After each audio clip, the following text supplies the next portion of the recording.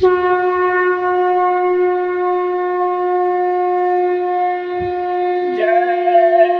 गुरुदेव, जय गुरुदेव। बचो और बचाओ, शाकाहार अपनाओ, जान बचाओ, देश बचाओ, देश के वीरों आगे आओ। गुरुदेव। तुम्हारा काम केवट का किनारे नावला देना, चढ़ा कर मुझ भिखारी को गुरु पार कर देना। जय गुरुदेव। सर्वसमर्थ, सर्वत्र स्मरणीय परम पूज्य गुरु जी महाराज, उपस्थित सभी साधक, सत्संगी प्रेमी बच्चों एवं बच्चियों, बावल आश्रम पर साधन भजन के अवसर पर 19 अगस्त 2021 को गुरु महाराज की दया से अपने लोगों को एक साथ बैठ करके ध्यान भजन करने का अवसर मिला। देखो, हम सब लोग बड़े भाग्यशाली हैं कि संतों की भूमि पर जन्म हुआ और यहीं पर रह रहे हैं, यहीं पर पालन पोषण हुआ। अब संतों की बात अगर मालूम हो जाए और संतों की बात अगर समझ में आ जाए तो फिर सारे बंधन कट सकते हैं, और नहीं तो बहुत जकड़ है, कदम कदम पर बंधन है। बंधन से मुक्त होना जीव के लिए, लोगों के लिए इस समय बहुत कठिन है। कलयुग में गुरु महाराज जैसे समर्थ संत अपने लोगों को मिले, और गुरु महाराज ने प्रेम में बहुत मेहनत किया और अनमोल चीज दी जिसकी कोई कीमत नहीं लगाई जा सकती है। इस कीमत को तो ऐसे बाहर से आप नहीं समझ सकते हो। नाम जो उन्होंने दिया, नाम को नहीं समझ सकते हो जब तक उसकी कमाई नहीं करोगे। कमाई करोगे तो गुरु महाराज भी समझ में आ जाएंगे, और पीछे जितने भी संत हुए उनके बारे में भी पूरी जानकारी हो जाएगी।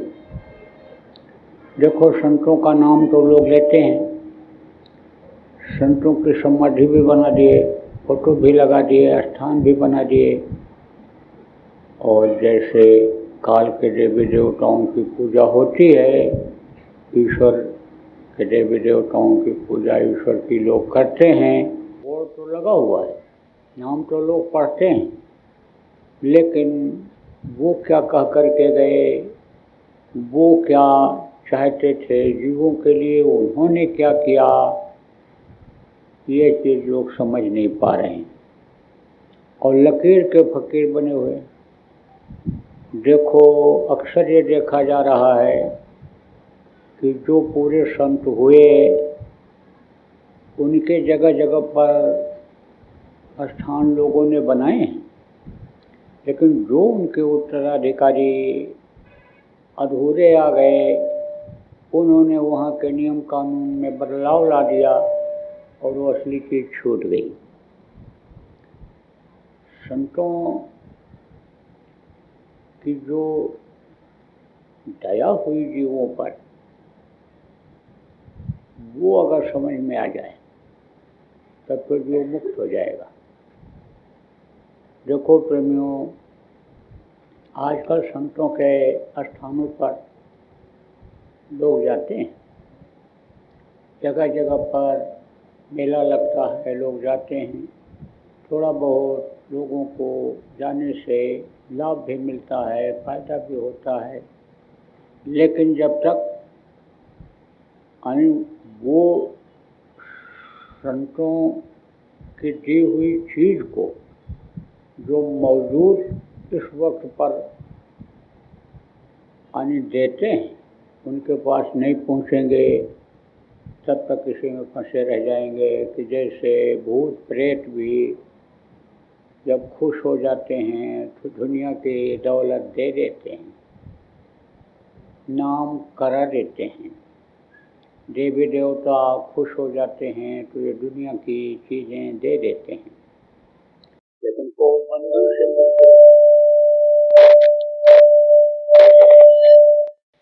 मुक्त नहीं हो सकते।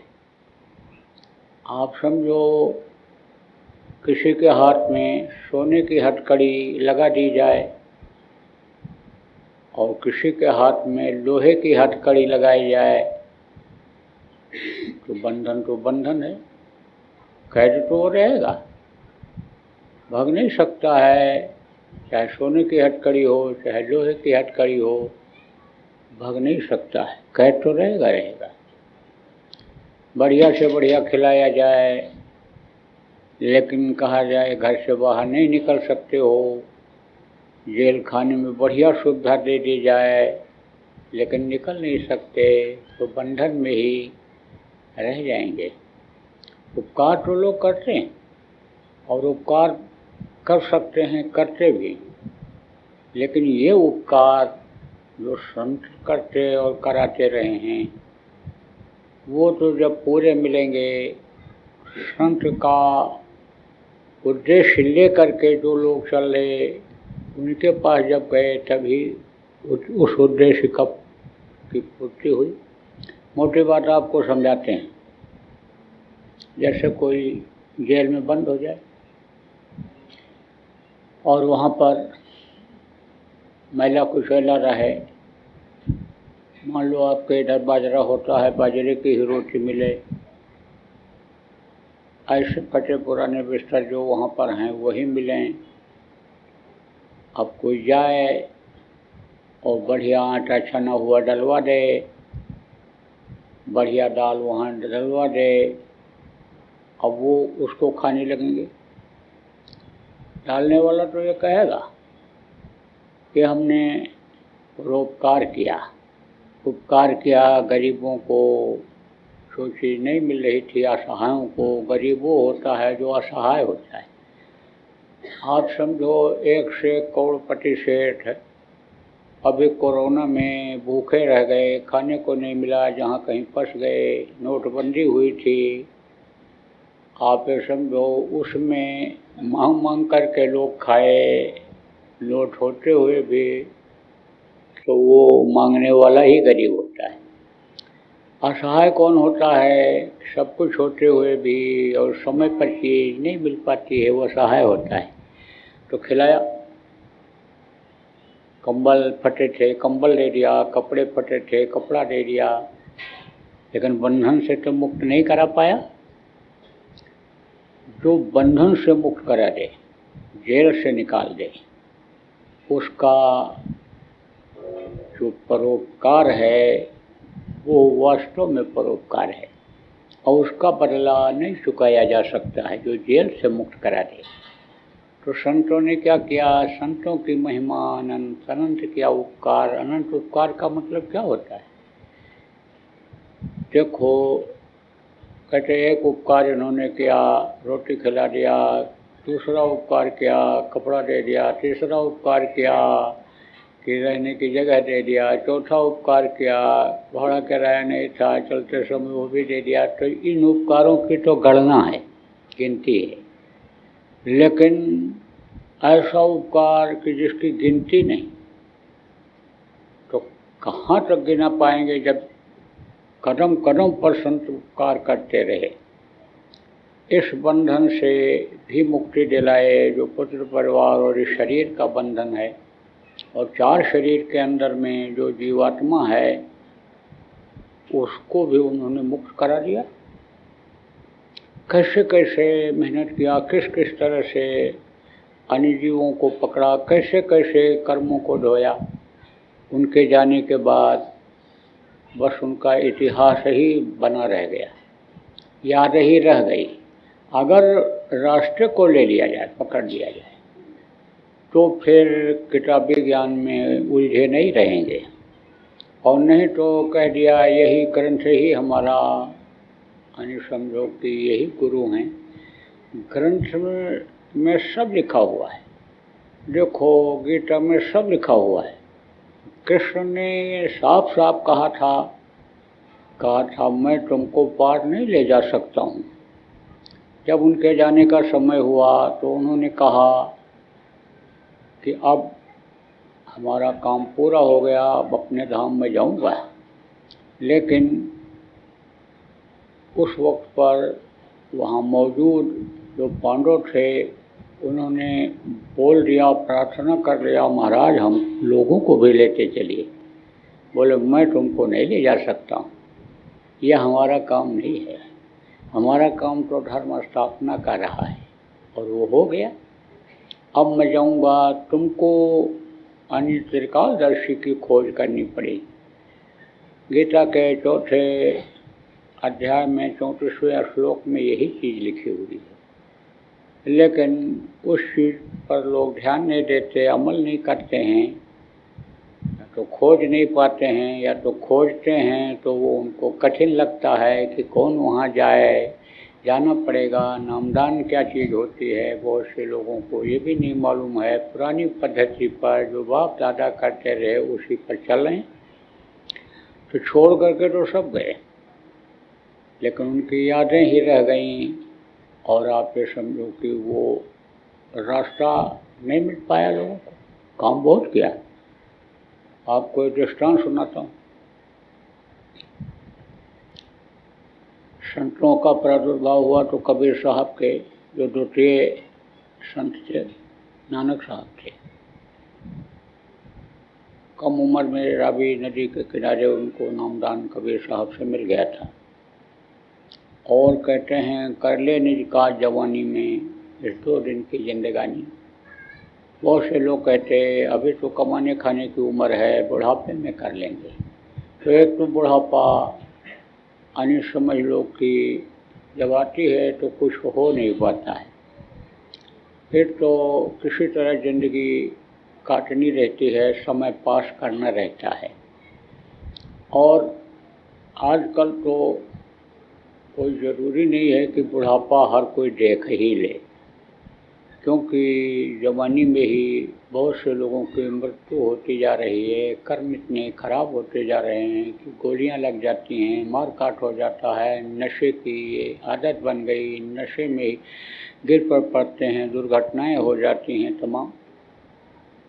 तो जवानी में ही उन्होंने काम बना लिया अपना। गोस्वामी जी ने भी जवानी में ही काम किए, ऐसे संत हुए जो जवानी में ही प्राप्त कर लिए थे। तो उस समय पर इतना साधन आजकल जैसा था नहीं, घोड़ों से चलते थे, जगह जगह पर डेरा डाल देते थे और सत्संग सुनाते। और जब अंदर की धुलाई हो जाती, सफाई हो जाती, लोग समझते कि नामदान ये चीज़ होती है, नामदान मिल जाए तो करना चाहिए, तब नामदान दे करके समझा करके आगे बढ़ जाते थे। तो एक जगह पर ठहरे हुए थे, तो वहाँ पर जो व्यापार करने वाले हैं, जिनको व्यापारी कहते हो, कोई सेठ कहता है, उस समय पर साहूकार कहते थे। तो एक साहूकार था, संस्कार घर का अच्छा था, धार्मिक भावना थी, खबर लगी महात्मा आए हैं तो चल करके दर्शन करना चाहिए, जाने लगा। उसका एक दिली दोस्त था, अभिन्न दोस्त जिनको कहते हैं। सारी बातें एक दूसरे को बताते थे, बिजनेस व्यापार की, बातें करते थे, एक दूसरे को सलाह देते थे, कमाते थे, घर से भी पारिवारिक संबंध जिसको कहते हैं वो था। तो साहूकार अपने मित्र के पास, रामदास नाम था उसका, बैठा हुआ था, बताने लगा वहाँ जाता हूँ, बहुत अच्छे महात्मा हैं। बोले हमको भी ले चलो। बोले चलो, जब चलेंगे तो सत्संग सुनने के लिए चलना। सुबह शाम सत्संग होता था, तो कभी शाम को जाए, कभी सुबह जाए। वो भी जाने लगा। 1-2 दिन गया, फिर उसके बाद एक दिन जा रहा था तो अच्छा तो लगा, लेकिन कोई चीज़, पहले बार नई चीज़ जब कोई मिलती है, जैसे संत मत है, बहुत कम लोग समझते हैं। जिनका संस्कार परिवार में सत्संगियों का है, जिन बच्चों का, वही समझ पाते हैं, सब नहीं समझ पाते। तो एक दिन जा रहे थे तो पैदल का रास्ता था, थोड़ा दूर था, तो एक औरत, वैश्या जिसको कहते हैं, वो बैठी हुई थी। तो उसकी तरफ ये आकर्षित हो गए। ये बोले भाई आज तो मैं यहीं रुकूंगा, आज मैं नहीं जाऊंगा। तो ये साहूकार जो थे ये समझ गए। बोले तुम उधर जाओगे, तुम्हारा मन उधर लग गया, तुम्हारी आँखें उधर लग गई। आँखों से 83% अपराध आँखों से होता है, और आँखों से ही पूरे कर्म इकट्ठा हो जाते हैं। जब दया संत कर देते हैं तो कर्म नष्ट भी होते हैं, दोनों होता है। तो जब वो उधर आकर्षित हो गए तो इन्होंने समझाया तो कि तुम मुक्ति मोक्ष के रास्ते को छोड़ करके और नरक की तरफ जाना चाहते हो, लेकिन मन उसका नहीं माना और उधर चला गया। जब वो लौटा तो वहीं रास्ते में बैठा हुआ मिला, तो दोनों साथ चले आए। तो जब सत्संग सुनने के लिए जाएं, दोनों साथ जाएं, घर से जब निकलें, लेकिन वो रामदास वहाँ रुक जाए। इन्होंने तो बहुत समझाने की कोशिश किया, लेकिन निराशा ही हाथ आई, वो कुछ सुनने को न तैयार। तब उन्होंने छोड़ दिया, कहा अब तो महात्मा जी ही, संत जी जिनके पास मैं जाता हूँ, वही इसको सुधार पाएंगे, वही शरण में लेना चाहेंगे, तभी ये आएगा, अब तो हमारे बस का नहीं है। लेकिन दोस्ती बहुत पहले से थी। आप बहुत से लोग तो प्रचार करते हो, कोई सुनता नहीं है तो फिर उससे बात ही नहीं करते हो। रिश्तेदार हैं, नहीं मानते हैं, कहीं विरोध कर दे तो आना जाना बंद कर देते हो। जीवों को समझाते रहना चाहिए, बताते रहना चाहिए। कर्मों की रील बराबर चलती रहती है। अच्छे कर्म जब रहते हैं, कोई चीज़ बताओ तो वो चीज़ समझ में आ जाती है, और बुरे ही कर्म रहते हैं, कितना भी कहो तो समझ में जल्दी नहीं आता है। सुनता भी रहेगा, मानेगा भी, लेकिन सुनेगा, कहेगा हाँ ठीक कह रहे हो, लेकिन कहो कि चले चलो दर्शन कर लो, सत्संग सुन लो, नामदान, तो नहीं आएगा। लेकिन जब कर्म कट जाएंगे, तब जब ठोकर लग जाएगी, तब चला आएगा। इसलिए प्रयास कार्यकर्ताओं को, प्रचारकों को बराबर करते रहना चाहिए, अपनी बात को कहते रहना चाहिए। कभी कभी ऐसा भी होता है कि किसी से तर्क वितर्क शुरू हो जाता है और लोग इकट्ठा हो जाते हैं, तो उसके कर्म अच्छे नहीं रहते हैं तो वो तो बराबर विरोध करता ही रहता है, लेकिन सुनने वाले लोग प्रभावित हो जाते हैं और वो पहुंच जाते हैं, वो लोग पहुंच जाते हैं। ऐसा भी होता है। तो कहने का मतलब ये है कि कुछ न कुछ बोलते ही रहना चाहिए, करते ही रहना चाहिए। अभी एक प्रेमी का फोन आया और ट्रेन में जिस डिब्बे में बैठे थे उसी में पूजन करवा दिया, समझा करके जो लोग थे।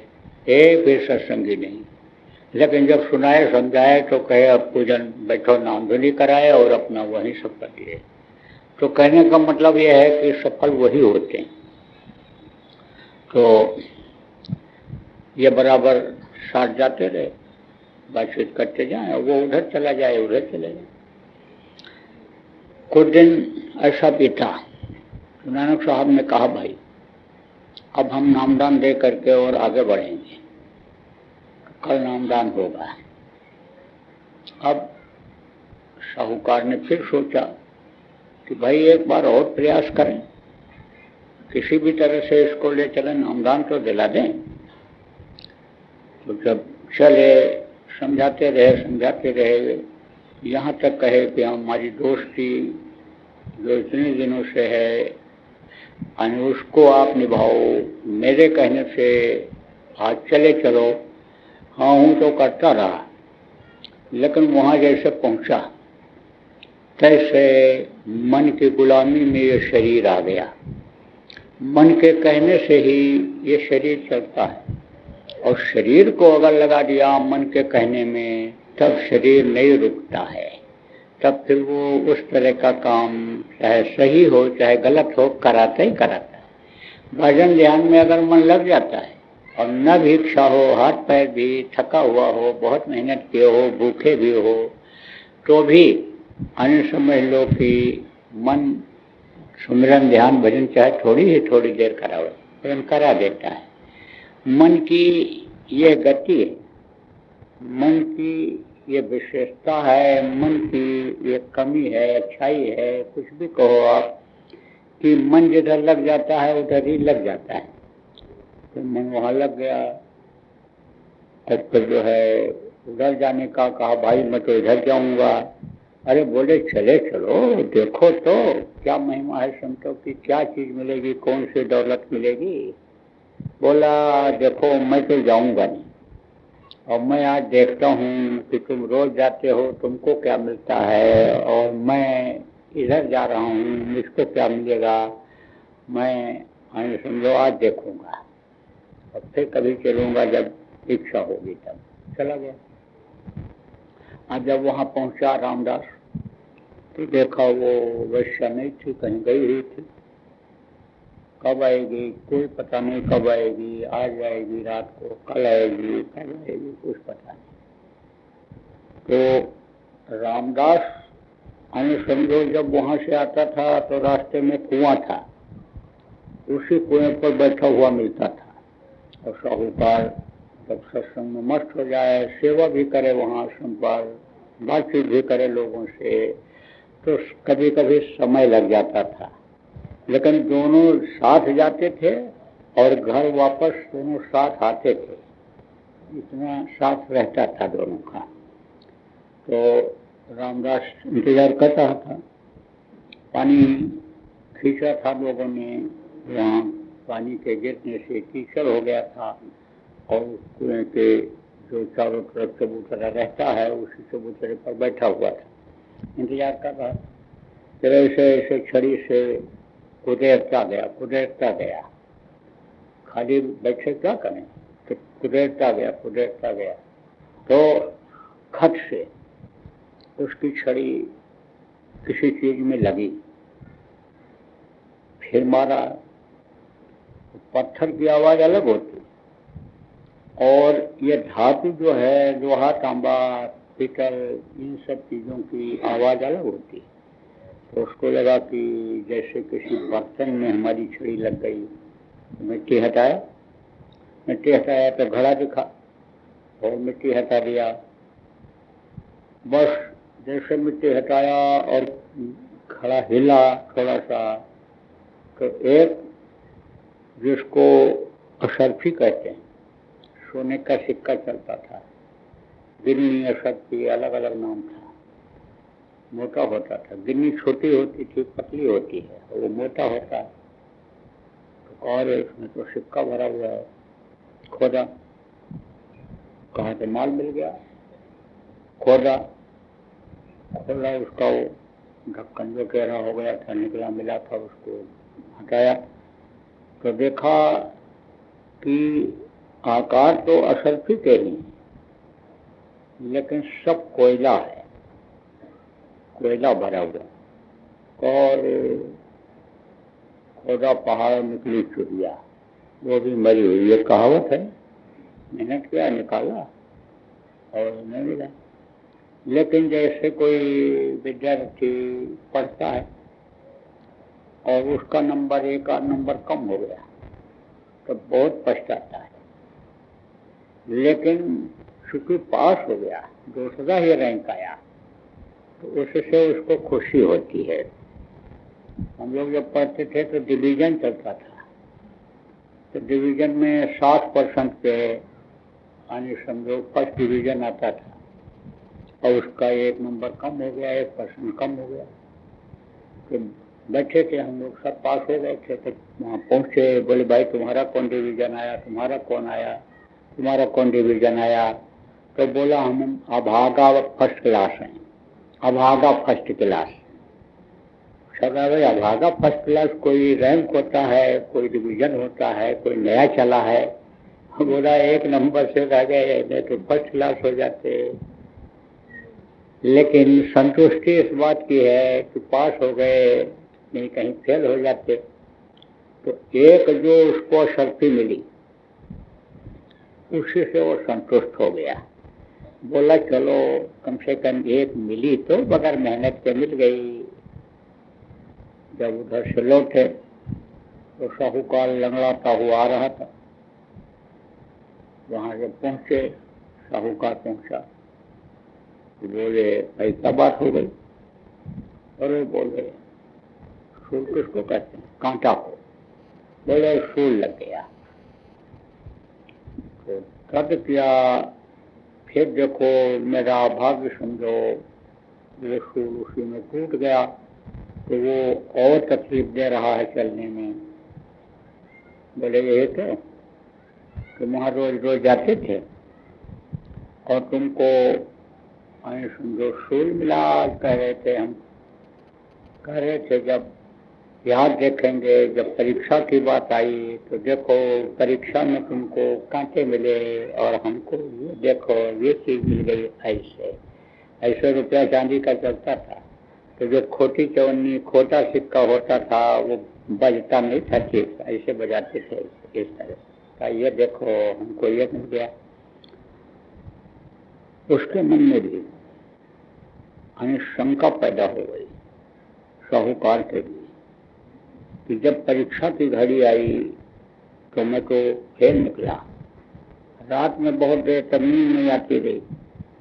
फिर सोचा जाएं कल कि न जाएं, लेकिन कहा ऐसे निर्णय लेना ठीक नहीं है। जब उनको गुरु मान लिया और आज नामदान भी हमने ले लिया, तो कोई भी समस्या हो तो उनसे कहना पूछना लाजमी है, मुनासिब है। तो चलेंगे गुरु जी से ही पूछेंगे।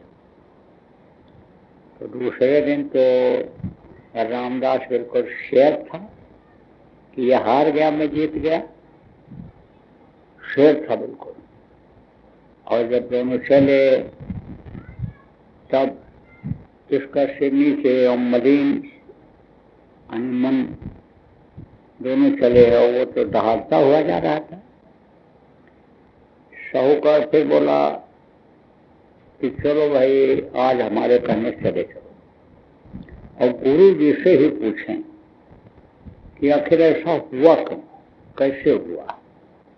तब उसको तो ये था कि हम तो जीत जाएंगे, गुरु भी इनके हार जाएंगे हमसे, और ये तो हारा चित्त पड़ा हुआ है मेरे से। तो रामदास तो शेर जैसा गुरु के पास भी पहुंचा, इनके गुरु हार गए और ये तो हारे पहले पड़े हुए हैं, गुरु को भी अभी हरा दूंगा मैं, कि देखो हमने इतना पाप किया। तो रख दिया सामने, गुरु जी आप ही बताइए कि ये इतना पाप करता था और इसको अशक्ति कैसे मिल गई, और मैं यहाँ बराबर आता रहा तो हमको कांटे कैसे मिले। गुरु जी कुछ नहीं बोले।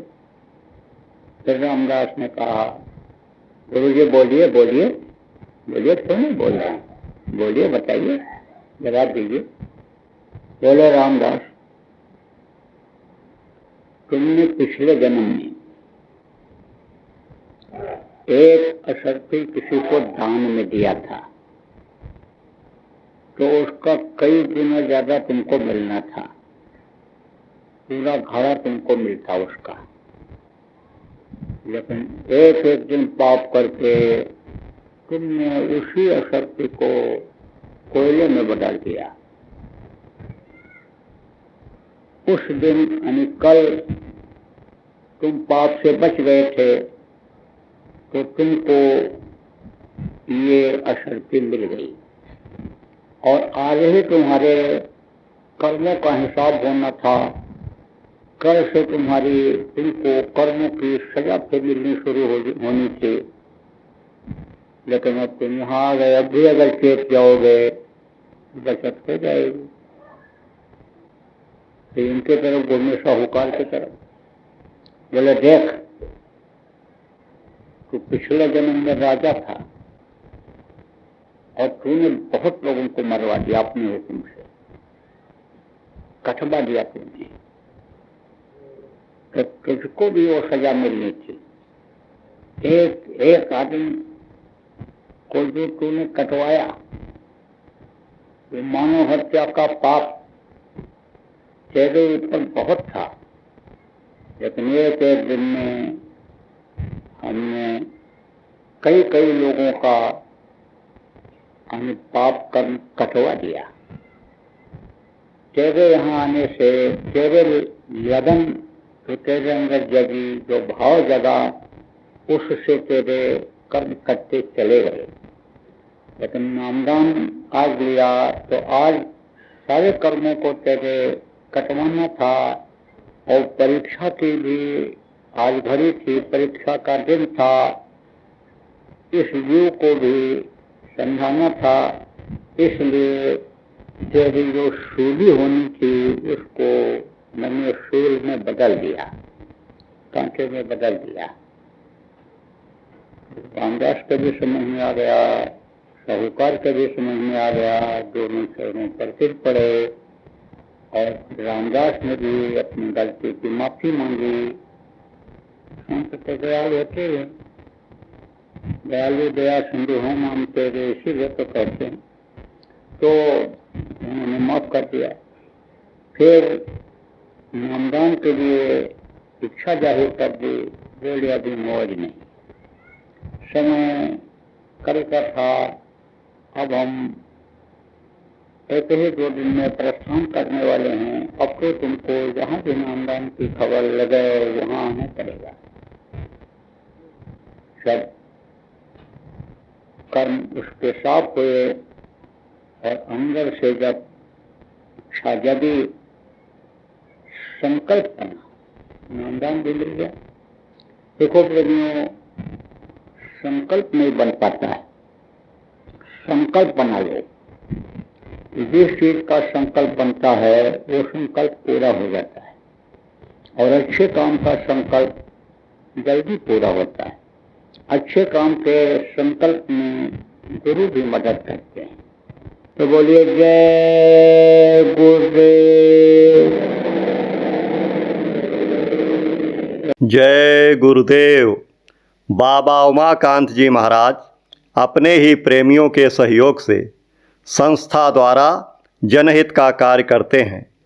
किसी भी व्यक्ति, संस्था व सरकार से कोई भी चंदा, चुटकी व अनुदान नहीं लेते, और किसी भी तरह का व्यापार भी नहीं करते। इसलिए आप श्रोताओं को बताया जा रहा है कि बाबा जी के नाम पर किसी भी प्रकार का धन मांगने वाले व व्यापार में प्रचार करने वाले लोगों से होशियार रहिएगा। आपसे यही कहना है कि सत्संग सुनो, समझो और अच्छा लगे तो मानो। आने वाली बीमारी तकलीफ़ों से बचने के लिए कुदरत व सरकारी नियम का पालन करो। आपके सुझाव के लिए व्हाट्सएप नंबर 95756004 700। जय गुरुदेव, जय गुरुदेव।